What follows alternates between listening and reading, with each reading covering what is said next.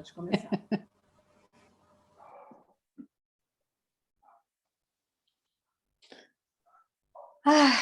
Queridos irmãos, vamos nos conectando com a Casa Lucas de Assis, com a tia Ziza, com toda a egrégora, os irmãos franciscanos, a egrégora responsável pelos cursos, pelos estudos. Vamos nos abrindo amorosamente para este livro lindo, que nos traz muitas e muitas e muitas coisas boas para a nossa vida.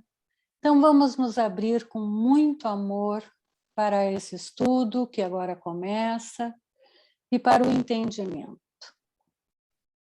Pai nosso que estais no céu, santificado seja o vosso nome, venha a nós o vosso reino, seja feita a vossa vontade, assim na terra como no céu.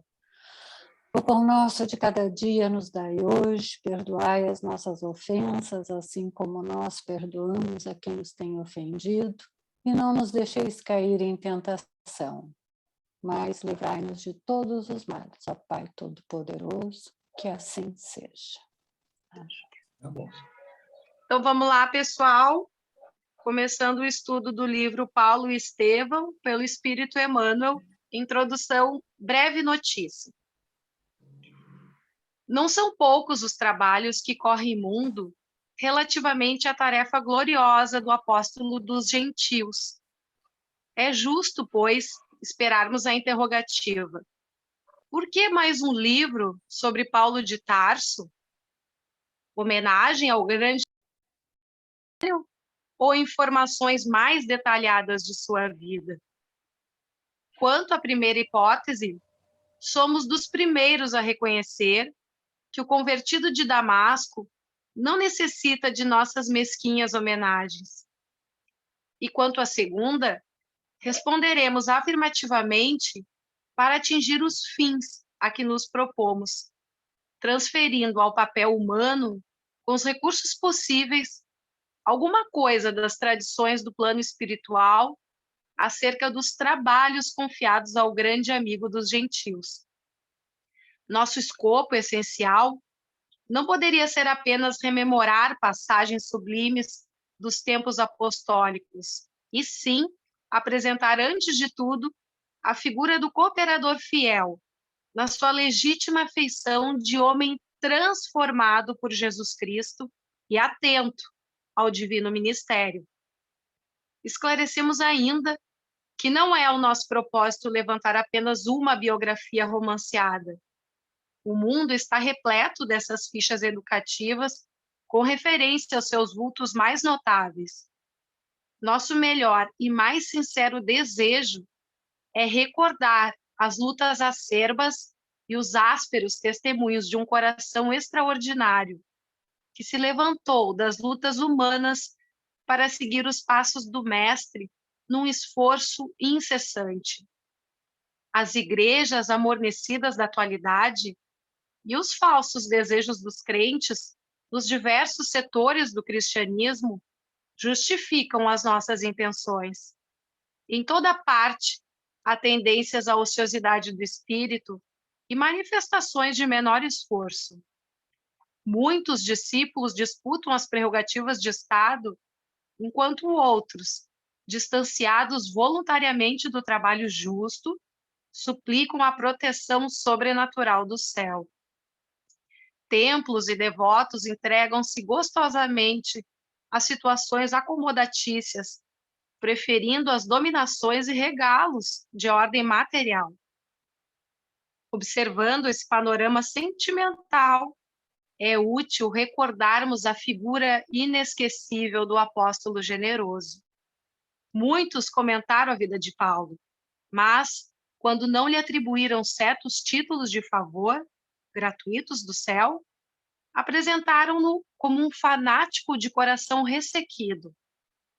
Para uns, ele foi um santo por predestinação, a quem Jesus apareceu numa operação mecânica da graça.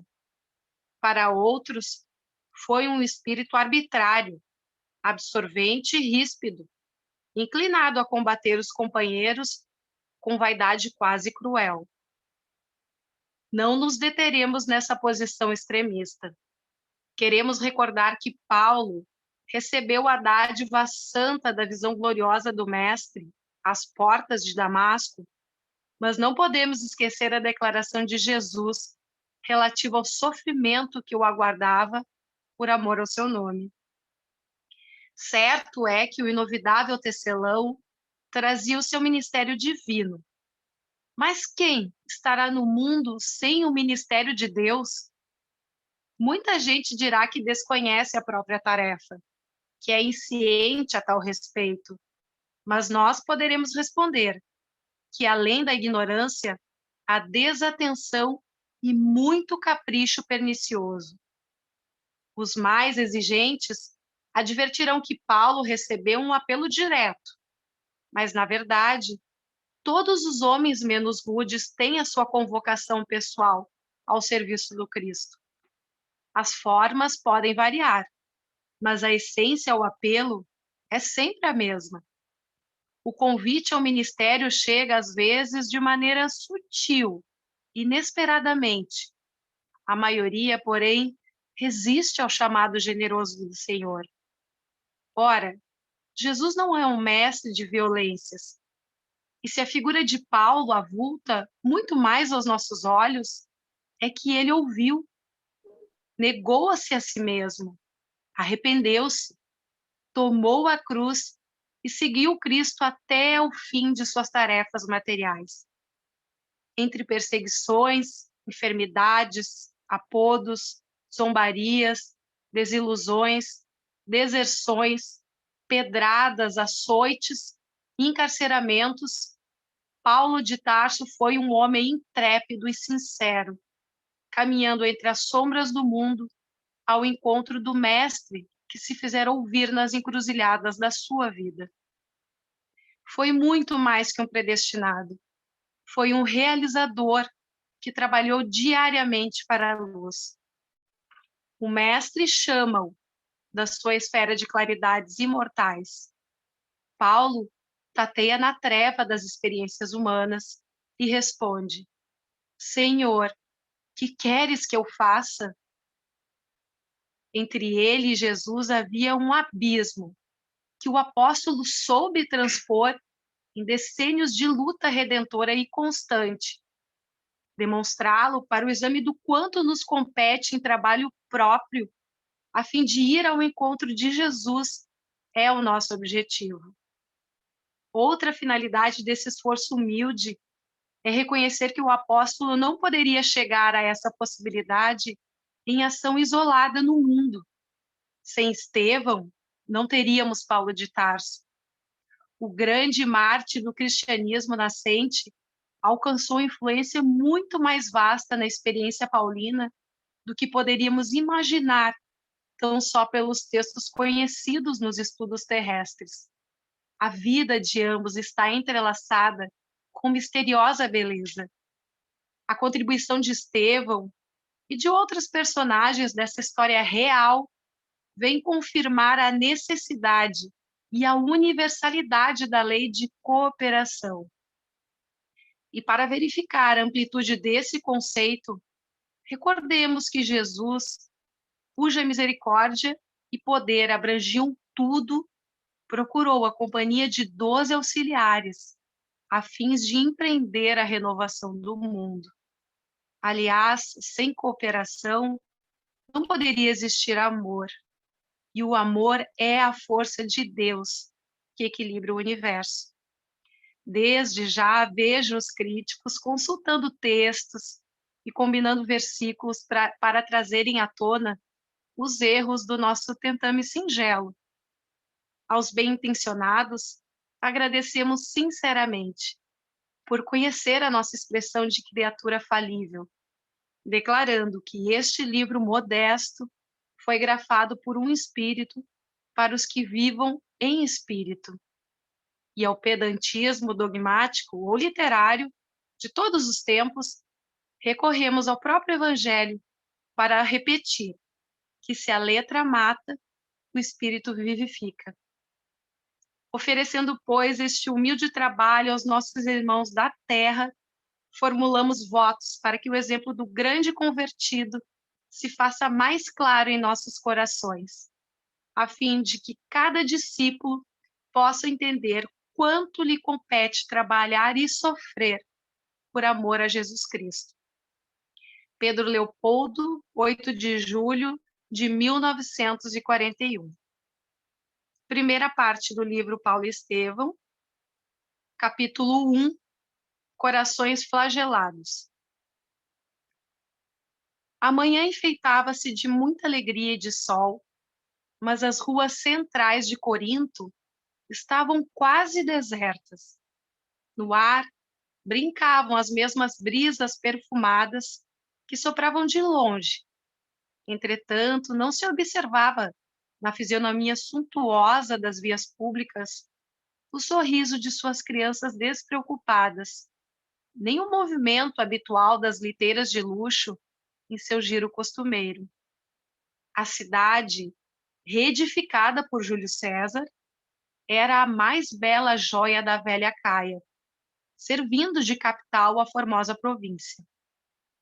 Não se podia encontrar na sua intimidade o espírito helênico e sua pureza antiga, mesmo porque, depois de um século de lamentável abandono, após a destruição operada por Múmio, restaurando-a, o grande imperador transformara Corinto em colônia importante de romanos, para onde acorrera um grande número de libertos ansiosos de trabalho remunerador ou proprietários de promissoras fortunas. A estes associara-se vasta corrente de israelitas e considerável percentagem de filhos de outras raças que ali se aglomeravam, transformando a cidade em um núcleo de convergência de todos os aventureiros do Oriente e do Ocidente. Sua cultura estava muito distante das realizações intelectuais do gosto grego mais eminente, misturando-se em suas praças os templos mais diversos. Obedecendo talvez a essa heterogeneidade de sentimentos, Corinto tornara-se famosa pelas tradições de libertinagem da grande maioria dos seus habitantes. Os romanos lá encontravam um campo largo para suas paixões, entregando-se desvairadamente ao venenoso perfume desse jardim de flores exóticas. Ao lado dos aspectos soberbos e das pedrarias rutilantes, o pântano das misérias morais exalava nauseante bafio. A tragédia foi sempre o berço doloroso dos prazeres fáceis. De quando em quando, os grandes escândalos reclamavam as grandes repressões. Nesse ano de 34, a cidade em peso fora atormentada por violenta revolta dos escravos oprimidos. Crimes tenebrosos foram perpetrados na sombra, exigindo severas devassas. O pró-cônsul não hesitara ante a gravidade da situação. Expedindo mensageiros oficiais, solicitara de Roma os recursos precisos. E os recursos não tardaram. Em breve, a galera das águias dominadoras, auxiliada por ventos favoráveis, trazia no bojo as autoridades da missão punitiva, cuja ação deveria esclarecer os acontecimentos.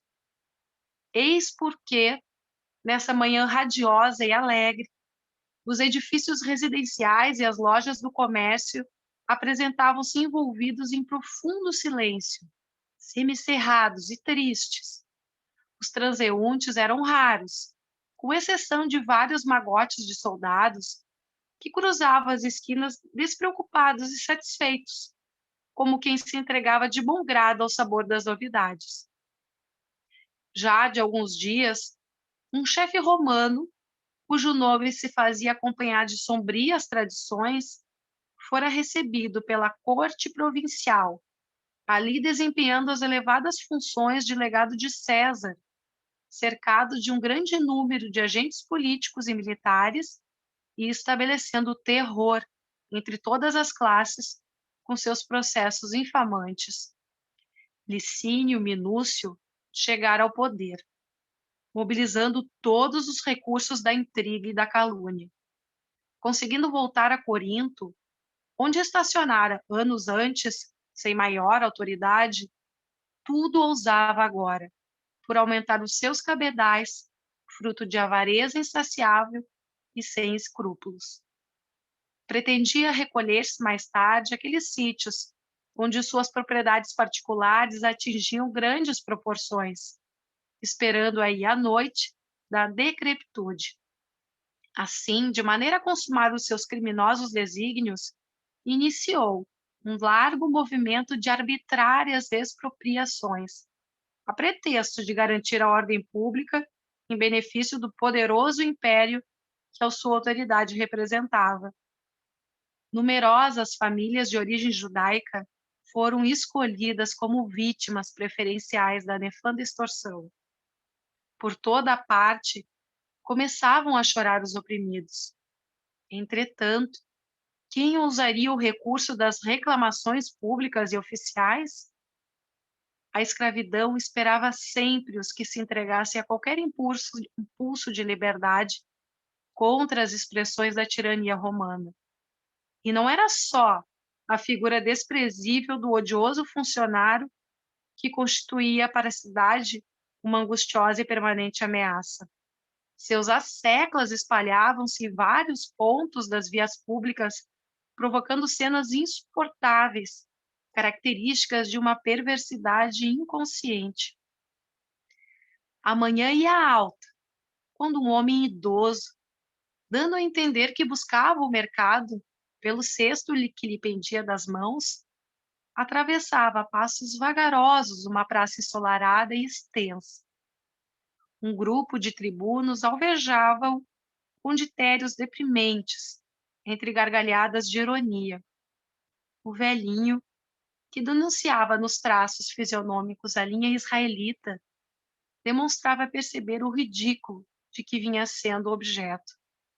Mas, distanciando-se dos militares patrícios, como desejoso de resguardar-se, caminhou com mais timidez e humildade, desviando-se em silêncio. Foi nesse instante que um dos tribunos, em cujo olhar autoritário perpassava acentuada malícia, acercou-se dele, interrogando-o asperamente. Olá, judeu desprezível, como ousas passar sem saudar os teus senhores? O interpelado estacou, pálido e trêmulo. Seus olhos revelaram uma estranha angústia que resumia, na sua eloquência silenciosa, todos os martírios infinitos que flagelavam a sua raça. As mãos enrugadas lhe tremiam ligeiramente, enquanto o busto se arqueava reverente, premindo a longa barba encanecida. Teu nome? Tornou o oficial, entre desrespeitoso e irônico. Jochedeb, filho de Jaré, respondeu timidamente. E por que não saudaste os tribunos imperiais? Senhor, eu não ousei, explicou quase lacrimoso. Não ousaste? Perguntou o oficial com uma profunda aspereza. E antes que o interpelado conseguisse uma oportunidade para mais amplas desculpas, o mandatário imperial assentou-lhe os punhos cerrados no rosto venerável em bofetões sucessivos e impiedosos. Toma, toma! Exclamava rudemente ao estridor das gargalhadas dos companheiros presentes à cena, em tom festivo. Guarda mais essa lembrança, cão asqueroso. Aprende a ser educado e agradecido. O velhinho cambaleou, mas não reagiu. Percebia-se-lhe a surda revolta íntima, a traduzir-se no olhar chamejante, indignado, que lançou ao agressor com uma serenidade terrível. No movimento espontâneo, olhou os braços encarquilhados na luta e no sofrimento, reconhecendo a inutilidade de qualquer revide. Foi quando o verdugo inesperado, observando-lhe a calma silenciosa, pareceu medir a extensão da própria covardia e, colando as mãos na complicada armadura do cinto, voltou a dizer com profundo desdém: agora que recebeste a lição, podes procurar o mercado, judeu insolente. A vítima dirigiu-lhe então um olhar de ansiosa amargura, no qual transpareciam as dolorosas angústias em toda uma longa existência. Emoldurado na túnica singela e na velhice venerável, aureolada por cabelos branqueados nas mais penosas experiências da vida, o olhar do ofendido semelhava-se a um dardo invisível que penetraria para sempre a consciência do agressor desrespeitoso e mau. No entanto, aquela dignidade ferida não se demorou muito na atitude de exprobração, intraduzível em palavras. Em breves instantes, suportando os ditérios da geral zombaria, prosseguiu no objetivo que o levara a sair à rua. O velho Josh Edeb experimentava agora estranhas e amargas reflexões. 2 lágrimas quentes e doloridas sulcavam-lhe as rugas da face macilenta, perdendo-se nos fios grisalhos da barba veneranda. Que fizera para merecer tão pesados castigos? A cidade fora trabalhada pelos movimentos de rebeldia de numerosos escravos, mas seu pequeno lar prosseguia com a mesma paz dos que trabalhavam com dedicação e obediência a Deus. A humilhação experimentada fazia-o regressar pela imaginação aos períodos mais difíceis da história de sua raça. Por que motivo e até quando sofreriam os israelitas a perseguição dos elementos mais poderosos do mundo? Qual a razão de serem sempre estigmatizados como indignos e miseráveis em todos os recantos da terra? Entretanto, amavam sinceramente aquele Pai de justiça e amor, que velava dos céus pela grandeza da sua fé e pela eternidade dos seus destinos. Enquanto os outros povos se entregavam ao relaxamento das forças espirituais, transformando esperanças sagradas em expressões de egoísmo e idolatria, Israel sustentava a lei do Deus único, esforçando-se em todas as circunstâncias por conservar intacto seu patrimônio religioso, com sacrifício embora da sua independência política. Acabrunhado, o pobre velho meditava na própria sorte. Esposo dedicado, enviuvara quando aquele mesmo Licínio Minúcio, questor do imperador anos antes, instaurara nefandos processos em Corinto, a fim de punir alguns elementos de sua população descontente e rebelada.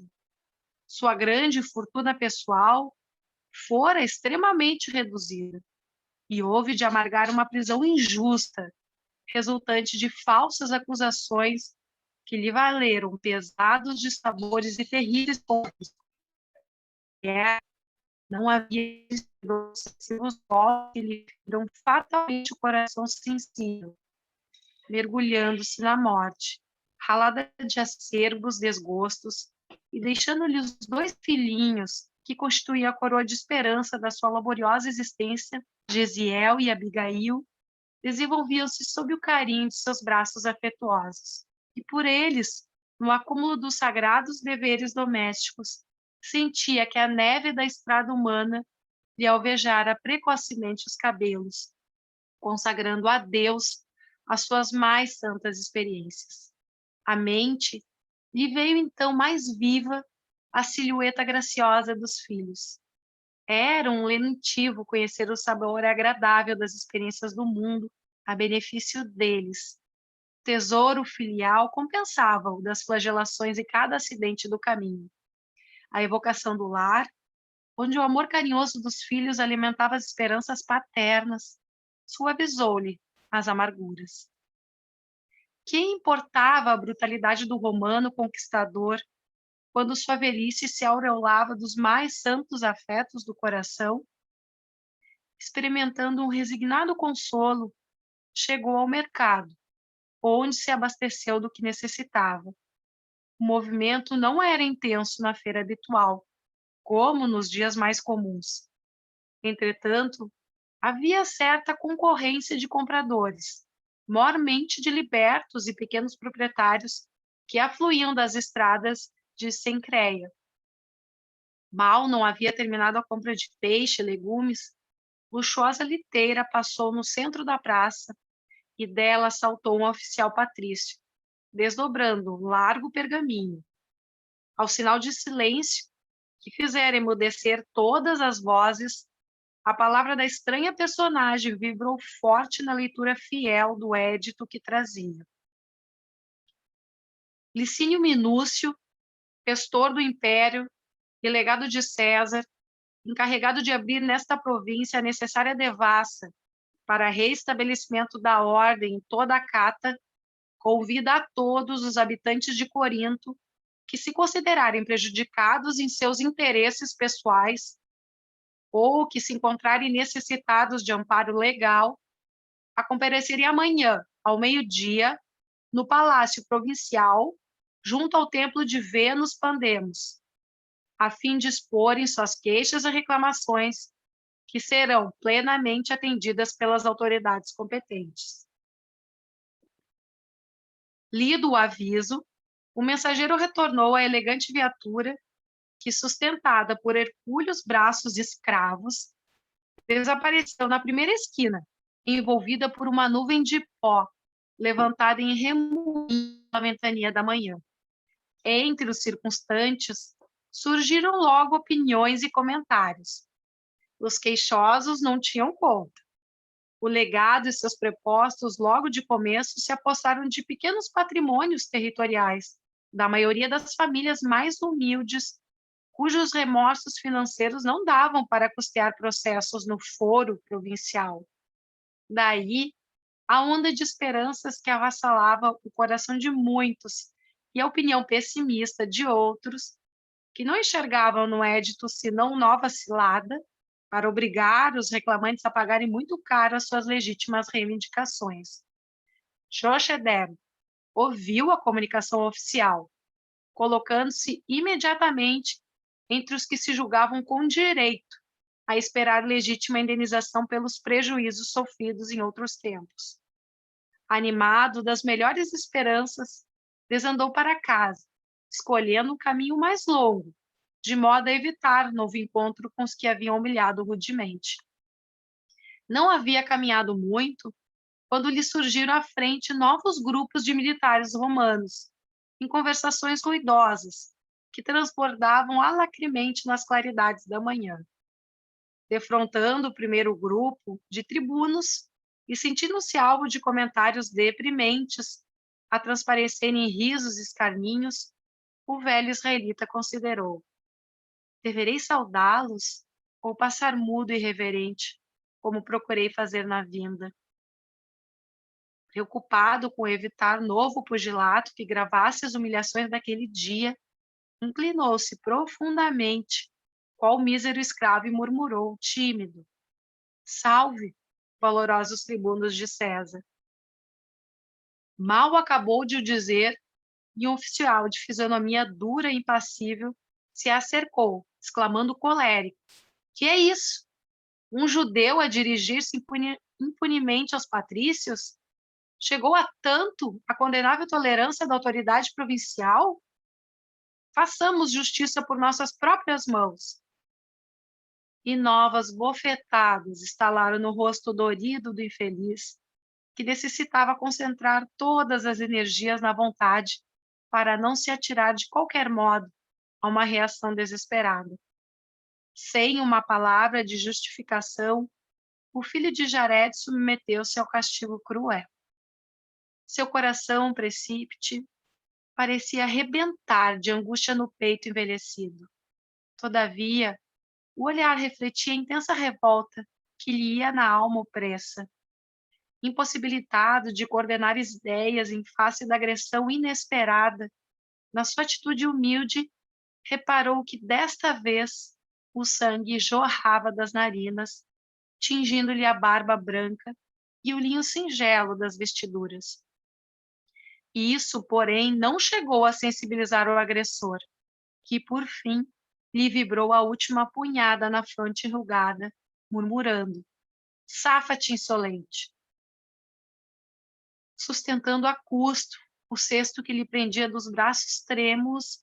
Jochebed avançou cambaleante, sufocando a explosão do seu extremo desespero. Ah, ser velho, pensava.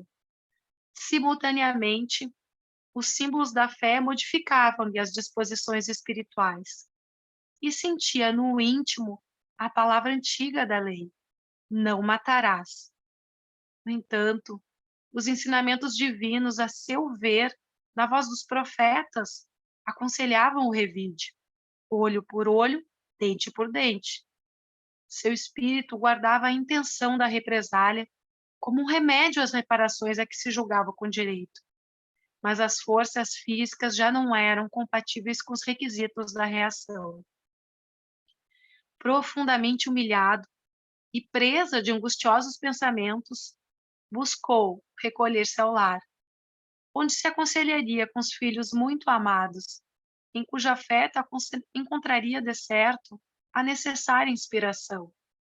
Sua modesta vivenda não demorava longe, e ainda à distância, acabrunhado, entrevia o singelo e pequenino teto do qual fizera a edícula do seu amor. Presto, enveredou na trilha que terminava na cancelinha tosca, quase afogada pelas roseiras de Abigail, a exalarem forte e delicioso perfume. As árvores verdes e copadas espalhavam frescor e sombra, que atenuavam o rigor do sol. Uma voz clara e amiga chegava de longe aos seus ouvidos. O coração paternal adivinhava. Aquela hora, Gesiel, conforme o programa por ele mesmo traçado, arava a terra, preparando-a para as primeiras semeaduras. A voz do filho parecia casar-se à alegria do sol. A velha canção hebraica, que lhe saía dos lábios quentes de mocidade, era um hino de exaltação ao trabalho e à natureza. Os versos harmoniosos falavam do amor à terra, da proteção constante de Deus. O generoso pai afogava a custo as lágrimas do coração. A melodia popular sugeria-lhe um mundo de reflexões. Não havia trabalhado a existência inteira. Não se presumia um homem honesto nos mínimos atos da vida, para jamais perder o título de justo. Entretanto, o sangue da perseguição cruel ali estava a pingar-lhe da barba veneranda, sobre a túnica branca indene de qualquer mácula que lhe pudesse atormentar a consciência. Ainda não transpusera o cercado rústico da vivenda humilde, quando uma voz cariciosa lhe gritava assustadiça e veemente: "Pai, pai, que sangue é esse?" Uma jovem, de notável formosura, corria a abraçá-lo com imensa ternura, ao mesmo tempo que lhe arrancava o cesto das mãos trêmulas e doloridas. Abigail, na candidez dos seus 18 anos, era um gracioso resumo de todos os encantos das mulheres da sua raça. Os cabelos sedosos caíam-lhe em anéis caprichosos sobre os ombros, moldurando-lhe o rosto atraente, um conjunto harmonioso de simpatia e beleza. No entanto, o que mais impressionava no seu talhe esbelto de menina e moça eram os olhos profundamente negros, nos quais intensa vibração interior parecia falar dos mais elevados mistérios do amor e da vida. "Filhinha, minha querida filha", murmurou ele, amparando-se nos seus braços carinhosos. Em breve, dava conta de todas as ocorrências. Enquanto o velho genitor banhava o rosto contundido na infusão balsâmica que a filha preparara cuidadosamente, Gesiel era chamado a inteirar-se do acontecido. O jovem acorreu solícito e pressuroso. Abraçado ao pai, ouviu-lhe o desabafo amargo, palavra por palavra. No vigor da juventude, não se lhe poderia dar mais de 25 anos, mas o comedimento dos gestos e a gravidade com que se exprimia deixavam entrever um espírito nobre, ponderado e servido por uma consciência cristalina. Coragem, pai! Exclamou, depois de ouvir a dolorosa exposição, pondo nas expressões de firmeza um acentuado cunho de ternura. Nosso Deus é de justiça e sabedoria. Confiemos na sua proteção. Jochebed contemplou o filho de alto a baixo, fixando-lhe o olhar bondoso e calmo, onde desejaria lobrigar, naquele momento, a indignação que lhe parecia natural e justa, dominado pelo desejo das represálias. É verdade que criara Gesiel para as alegrias puras do dever, em obediência à leal execução da lei. Entretanto, nada o compelia a abandonar suas ideias de desforra, de maneira a desafrontar-se dos ultrajes recebidos. Filho, obtemperou depois de meditar longo tempo, Jeová é cheio de justiça, mas os filhos de Israel, como escolhidos, precisam igualmente exercê-la. Poderíamos ser justos olvidando afrontas? Não poderei descansar sem o repouso da consciência pela obrigação cumprida. Tenho necessidade de assinalar os erros de que foi vítima, no presente e no passado, e amanhã irei ao legado ajustar as minhas contas. O jovem hebreu fez um movimento de espanto e acrescentou: ireis porventura à presença do questor Licínio, esperando providências legais? E os antecedentes, meu pai? Pois não foi esse mesmo patrício quem vos despojou de grande patrimônio territorial, atirando-vos ao cárcere? Não vedes que ele tem nas mãos as forças da iniquidade? Não será de temer novas investidas com o fim de extorquir o pouco que nos resta? Jochebed mergulhou no olhar do filho, olhar que a nobreza do coração orvalhava de lágrimas emotivas. Porém, na sua rigidez de caráter, acostumada a executar os desígnios próprios até o fim, exclamou quase secamente: como sabes, tenho contas velhas e novas a acertar, e amanhã, de conformidade com o édito, aproveitarei o ensejo que o governador provincial nos faculta. Meu pai, suplico-vos, advertiu o rapaz entre respeitoso e carinhoso, não lanceis mãos desses recursos. E as perseguições, explodiu o velho energicamente. E esse turbilhão incessante de ignomínias em torno dos homens de nossa raça, não haverá um paradeiro nesse caminho de infinitas angústias? Assistiremos inermes ao enxovalho de tudo que possuímos de mais sagrado? Tenho o coração revoltado com esses crimes odiosos que nos atingem impunemente. A voz tornara-se-lhe arrastada e melancólica, deixando perceber extremo desânimo. Todavia, sem se perturbar com as objeções paternas, Gesiel prosseguiu. Essas torturas, entretanto, não são novas.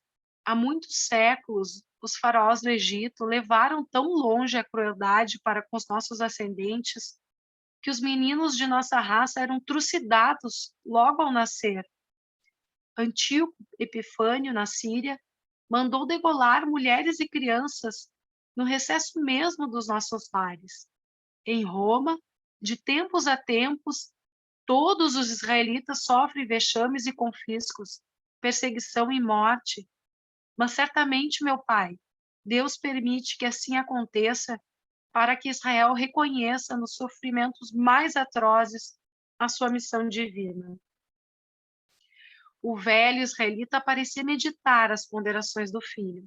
Contudo, acrescentou resoluto: sim, tudo isso é verdade, mas a justiça reta deve ser cumprida, centil por centil, e nada poderá demover-me. Então ireis reclamar amanhã perante o legado? Sim. Nesse momento, o olhar do jovem demorou na velha mesa onde repousava a coleção dos escritos sagrados da família. Animado por súbita inspiração, Gesiel lembrou humildemente: Pai, não tenho o direito de exortar-vos, mas vejamos o que nos suscita a palavra de Deus a respeito do que pensais neste momento. E abrindo os textos ao acaso, conforme o costume da época, a fim de conhecer a sugestão que lhes pudesse facultar as sagradas letras, leu na parte dos provérbios: Filho meu, não rejeiteis o corretivo do Senhor, nem te enojes de sua repreensão, porque Deus repreende aquele a quem ama, assim como o pai ao filho, a quem quer bem. O velho israelita abriu os olhos espantados, revelando a estupefação que a mensagem indireta lhe causava. E como Gesiel fixasse longamente, demonstrando ansioso interesse por conhecer-lhe a atitude íntima, em face da sugestão dos pergaminhos sagrados, acentuou: Recebo a advertência dos escritos, meu filho, mas não me conformo com a injustiça. E segundo tenho resolvido, levarei a minha queixa às autoridades competentes. O rapaz suspirou e disse resignado: Que Deus nos proteja. No dia seguinte, avolumava-se compacta multidão junto ao templo da Vênus popular. Do antigo casarão, onde funcionava um tribunal improvisado, viam-se as luxuosas e extravagantes viaturas que cruzavam a grande praça em todas as direções. Eram patrícios que se dirigiam às audiências da corte provinciana, ou antigos proprietários da fortuna particular de Corinto, que se entregavam aos entretenimentos do dia à custa do suor dos misérrimos cativos. Desusado movimento caracterizava o local, observando-se de vez em quando os oficiais embriagados que deixavam o ambiente viciado do templo da famosa deusa, entupido de captosos perfumes e condenáveis prazeres. Jochebed atravessou a praça, sem se deter para fixar qualquer detalhe da multidão que o rodeava, e penetrou no recinto, onde Licínio Minúcio, cercado de muitos auxiliares e soldados, expedia numerosas ordens. Os que se atreveram à queixa pública excediam tão somente de uma centena, e depois de prestarem declarações individuais, sob o olhar percussiente do legado, eram, um por um, conduzidos para a solução isolada do assunto que lhes dizia respeito. Chegada a sua vez, o velho israelita expôs suas reclamações particulares, atinentes às indébitas expropriações do passado e aos insultos de que fora vítima na véspera, enquanto o orgulhoso patrício lhe anotava as menores palavras e atitudes do alto de sua cátedra, como quem já conhecia de longo tempo a personagem em causa. Conduzido novamente ao interior, Jochebed esperou, como os demais, a solução dos seus pedidos de reparação à justiça, mas aos poucos, enquanto outros eram convocados nominalmente ao acerto de contas com o governador provincial, reparava que o antigo casarão se envolvia em grande silêncio, percebendo que sua vez possivelmente fora adiada por circunstâncias que não podia presumir. Instado nominalmente a dirigir-se ao juiz, ouviu, grandemente surpreendido, a sentença negativa, lida por um oficial que desempenhava as atribuições de secretário daquela alçada. O legado imperial, em nome de César, resolve ordenar o confisco da suposta propriedade de Jochebed Ben-Jared, concedendo-lhe 3 dias para desocupar as terras que ocupa indebitamente, visto pertencerem, com fundamento legal, ao questor Licínio Minúcio, habilitado a aprovar a qualquer tempo seus direitos de propriedade. A decisão inesperada causou intensa comoção ao velho israelita, a cuja sensibilidade aquelas palavras levaram um efeito de morte.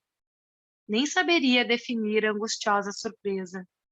Não confiara na justiça e não estava à procura de sua ação reparadora? Queria gritar o seu ódio, manifestar suas pungentes desilusões, mas a língua estava como que petrificada na boca retraída e trêmula. Após um minuto de profunda ansiedade, fixou no alto a figura detestada do antigo patrício, que lhe causava agora a derradeira ruína, e envolvendo na vibração colérica da alma revoltada e sofredora, encontrou energias para dizer: ó ilustríssimo questor, onde está a equidade das vossas sentenças? Venho até aqui implorando a intervenção da justiça e me retribuís a confiança com mais uma extorsão que me aniquilará a existência? No passado, sofri a desapropriação descabida de todos os meus bens territoriais, conservando com enormes sacrifícios a chácara humilde, onde pretendo esperar a morte. Será crível que vós, dono de opulentos latifúndios, não sintais remorso? Era subtrair ao mísero velho a derradeira codeia de pão? O orgulhoso romano, sem um gesto que denotasse a mais leve emoção, retrucou secamente: ponha-se na rua e que ninguém discuta as decisões imperiais. Não discutir? Clamou Jochedé, já desvairado. Não poderia alterar a voz, amaldiçoando a memória dos criminosos romanos que me espoliaram? Onde colocarei vossas mãos, envenenadas com o sangue das vítimas e as lágrimas das viúvas e dos órfãos esbulhados, quando soar a hora do julgamento no tribunal de Deus? Mas, recordando subitamente o lar povoado pela ternura dos filhos amorosos, modificou a atitude mental, sensibilizado nas fibras recônditas do ser. Prostrando-se de joelhos, em convulsivo pranto, exclamou, comovedoramente: tende piedade de mim, ilustríssimo. Poupai-me a vivenda modesta, onde acima de tudo sou pai. Meus filhos esperam-me com beijo da sua afeição sincera e desvelada. E acrescentava, afogado em lágrimas: tenho 2 filhos que são 2 esperanças do coração. Poupai-me, por Deus. Prometo conformar-me com esse pouco. Nunca mais reclamarei. Entretanto, o legado impassível respondeu com frieza, dirigindo-se a um soldado: Espartaco, para que esse judeu impertinente se afaste do recinto com as suas lamentações, 10 bastonadas. O preposto formalizou-se para cumprir imediatamente a ordem, mas o juiz implacável acrescentou: tenha cuidado, não lhe cortar o rosto, para que o sangue não escandalize os transeuntes. De joelhos, o pobre Jochedé suportou o castigo e, terminada a prova, levantou-se cambaleante, alcançando a praça ensolarada, sob as risotas disfarçadas de quantos haviam presenciado o ignóbil espetáculo. Nunca em sua vida experimentara tão intenso desespero como naquela hora. Quereria chorar e tinha os olhos frios e secos. Lamentara a desdita imensa e os lábios estavam petrificados de revolta e dor. Parecia um sonâmbulo, vagando inconsciente entre as viaturas e os transeuntes que se aglomeravam na praça enorme. Contemplou, com extrema e íntima repugnância, o templo de Vênus. Desejava ter voz estentórica e poderosa para humilhar todos os circunstantes com a palavra da condenação.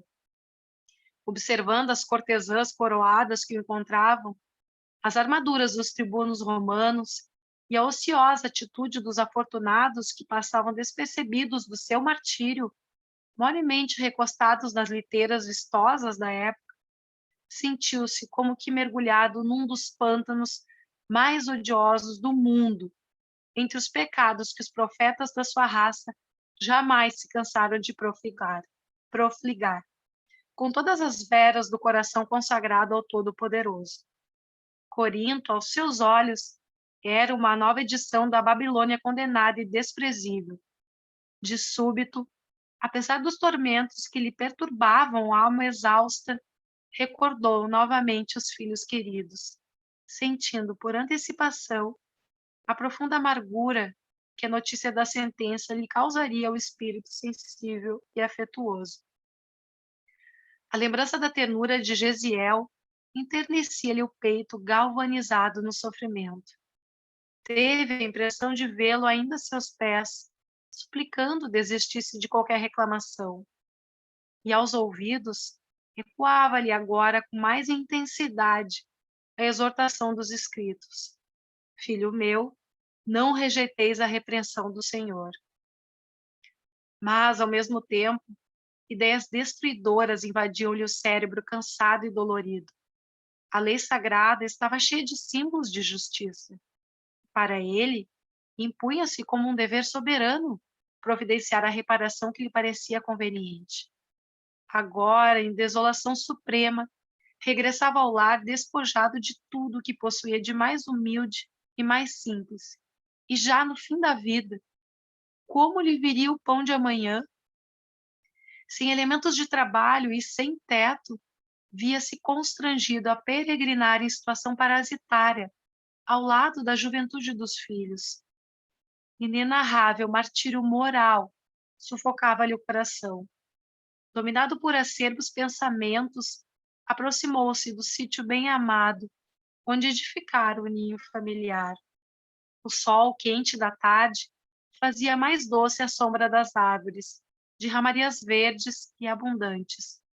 Jochedeb avançou no terreno, que era propriedade sua, e, angustiado pela perspectiva de abandoná-lo para sempre, deu ensejo a que terríveis tentações lhe desvairassem a mente. As terras de Licínio não se limitavam com a chácara? Afastando-se do caminho que levava ao ambiente doméstico, penetrou nos matagais próximos e, depois de alguns passos, demorou o olhar na linha de demarcação entre ele e o seu verdugo. As pastagens do outro lado não pareciam bem cuidadas. A falta de melhor distribuição da água comum, certa secura geral, fazia-se sentir asperamente. Apenas algumas árvores isoladas amenizavam a paisagem com a sua sombra, refrescando a região abandonada entre espinheiros e parasitas que sufocavam as ervas úteis. Obcecado pela ideia de reparação e vingança, o velho israelita deliberou incendiar as pastagens próximas. Não consultaria os filhos, que possivelmente dobrariam seu espírito, inclinados à tolerância e à benignidade.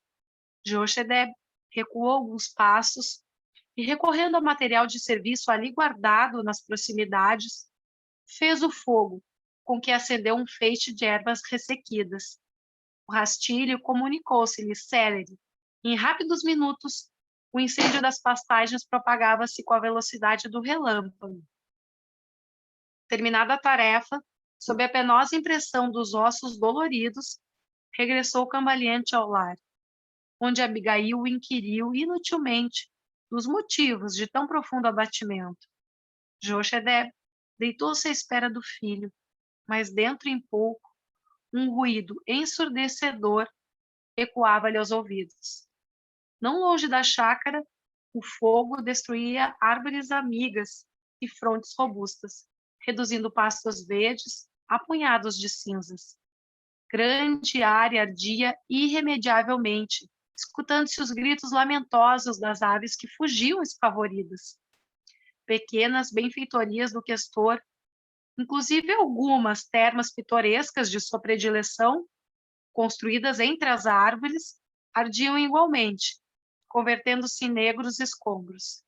Aqui e acolá, o alarido dos trabalhadores do campo, em espantosa correria por salvar da destruição a residência campestre do poderoso patrício, ou procurando insular a serpente de fogo que lambia a terra em todas as direções, aproximando-se dos pomares vizinhos.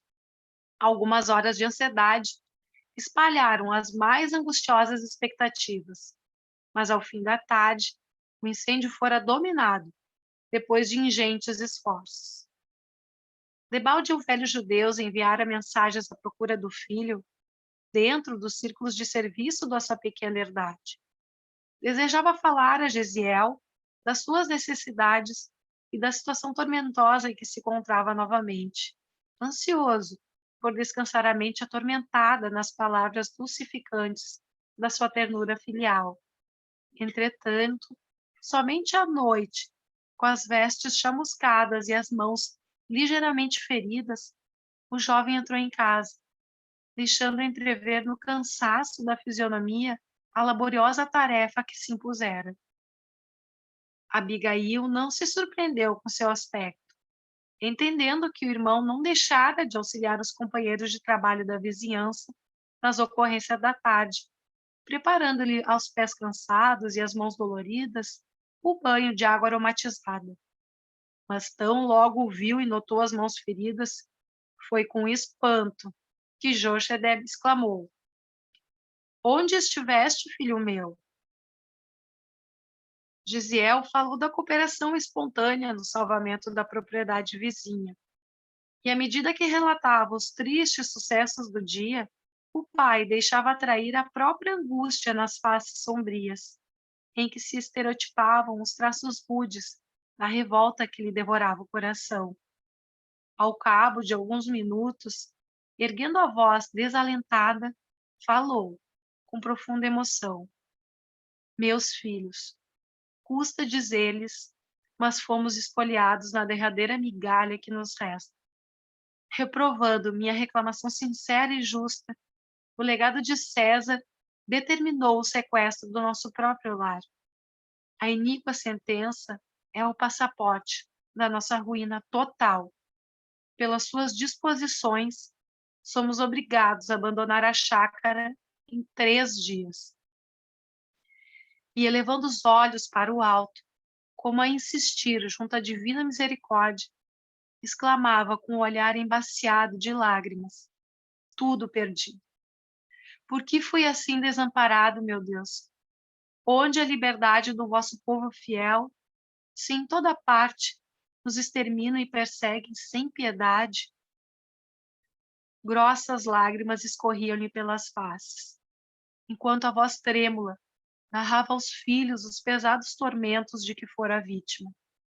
Abigail osculava-lhes as mãos enternecidamente, e Gesiel, sem qualquer alusão à rebeldia paterna, abraçava-o, depois da sua dolorosa exposição, consolando-o com amor. "Meu pai, por que vos atemorizardes? Deus nunca é avaro da misericórdia. Os escritos sagrados nos ensinam que ele, antes de tudo, é o Pai desvelado de todos os vencidos da terra. Essas derrotas chegam e passam. Tendes os meus braços e o cuidado afetuoso de Abigail. Por que lastimar, se amanhã mesmo, com socorro divino, poderemos sair desta casa para buscar outra em qualquer parte, a fim de nos consagrarmos ao trabalho honesto? Deus não guiou o nosso povo expulso do lar através do oceano e do deserto? Por que negaria, então, seu apoio a nós, que tanto o amamos neste mundo? Ele é a nossa bússola e a nossa casa." Os olhos de Gesiel fixavam o velho genitor numa atitude de súplica profundamente cariciosa. Suas palavras revelavam o mais doce enternecimento no coração. Jochebed não era insensível àquelas formosas manifestações de carinho. Mas, ante a revelação de tanta confiança no poder divino, sentia-se envergonhado, depois do ato extremo que praticara. Descansando, na ternura que a presença dos filhos lhe oferecia ao espírito desolado, dava curso às lágrimas dolorosas que lhe fluíam da alma pungida por acerbas desilusões. Entretanto, Oi, Flávia, Gesiel... sabe, então, vou interromper Tá. agora, porque senão vai ter mais 3 páginas, 4 páginas ali, e eu acho que Tá. vai ficar muito Faz tempo, já sentido. são 8h05. Claro, Tá. esse capítulo aí a gente acabou junto com o prefácio, são 14 páginas, mais o prefácio de 4 ou 5 ali, deu todo esse tempo. Vamos procurar agora as próximas, dar uma média de 10 a 12, vai dar tranquilo para um dia. Mas, assim, só para, antes de a gente encerrar isso, a consideração para reflexão nossa sobre toda essa passagem aí, e para compreender, assim, a evolução, reencarnação, causa e efeito. Se a gente pegar essa perseguição aos judeus pelo Império Romano naquela época, que foi absurda, atroz, aquele comportamento daqueles romanos, né, daqueles todos a violência física contra um senhor judeu, essa expoliação da propriedade, todos esses abusos. Se a gente pega lá 2000 anos atrás e trouxer aqui para a Segunda Guerra Mundial, na época do nazismo contra os judeus, a gente não enxerga uma coisa semelhante? Absolutamente semelhante. Aquela perseguição contra judeus na Segunda Guerra, lá na Alemanha nazista, né? Que a forma era muito parecida com essa, de passar, de tirar a propriedade comercial, propriedade bancária, de acusar os judeus disso, e de violência física nas ruas. Havia um tempo que os nazistas passavam por judeus e não permitiam que eles transitassem na mesma calçada, e eram empurrados, levavam bofetadas e assim por diante. Mas a gente pensa assim, será que são os mesmos espíritos vítimas ou uma inversão na situação histórica, com espíritos na polaridade diferente, ou seja, espíritos muito provavelmente vítimas naquela época e que alguns que ficaram empedernidos nessa coisa do rancor, da falta da capacidade do perdão, e os outros, os autores daquela violência naquela época, lá de 2000 anos atrás, que, quem sabe, lá estavam na situação invertida, que sendo as vítimas como judeus, né, pelo nazista alemão. Isso só para a gente pensar assim, o quanto que a história ela se repete, e a lei de causa e efeito muitas vezes nos dá a oportunidade de se redimir e de presenciar situações ao qual a gente esteve inserido no outro polo. Isso é só para reflexão. A outra questão que a gente podia falar também é a questão que a gente vai se defrontar, quem são esse judeu aí que é vítima e tem os 2 filhos, que é o Gesiel e a Abigail. A gente vai ver quem é a Abigail, né, com espíritos elevados, 2 espíritos elevados, né, sublimes, no período histórico, e que foi de grande relevância para essa obra, e inclusive para a ascensão espiritual do próprio Paulo de Tarso, que até então era Saulo. Mas isso a gente vai ver agora nos próximos capítulos. Seria muito interessante quem pudesse dar uma lidinha nesses capítulos, até não interrompi antes, aí, porque a gente fica na sequência de querer ver o que vai dar a própria história, porque vai dando até, na realidade, uma reação humana de a gente até se revoltar contra uma situação dessa, né? Como o Kiko diz, que se a gente olhar a primeira parte desse livro, dá vontade até ou de parar de ler ou de se revoltar contra quem é que estava envolvido com o personagem nessa história toda, nesse grande relato histórico, não é um romance simplesmente, é um relato histórico e que foi contado do outro lado com riqueza de detalhes. Mas é isso, vamos procurar agora, dentro daquele espaço de tempo nosso de 1 hora, fazer todas essas considerações e a própria leitura daqui por diante, tá bom? Então, nós vamos agora elevar o nosso pensamento e, mais uma vez, renovando a nossa gratidão ao alto, aos nossos amigos espirituais, à espiritualidade superior, que nos acompanha, que nos dirige através da Casa Lucas de Assis, e clamar ao alto sempre a nossa persistência e buscar cada vez mais o conhecimento, esmiuçar as obras dessa doutrina maravilhosa que nos traz essa compreensão histórica e a reflexão nossa individual em relação à inserção ao nosso futuro, o futuro de cada um, ao seu aperfeiçoamento espiritual. Pai nosso que estais no céu, santificado seja o vosso nome. Venha a nós o vosso reino, seja feita a vossa vontade, assim na terra como no céu. O pão nosso de cada dia que nos dai hoje. Perdoai as nossas ofensas, assim como nós perdoamos a quem nos tem ofendido. E não os deixeis cair em tentações, mas livrai-nos de todo mal, Senhor. E que assim seja. Isso aí, pessoal. Muito bom.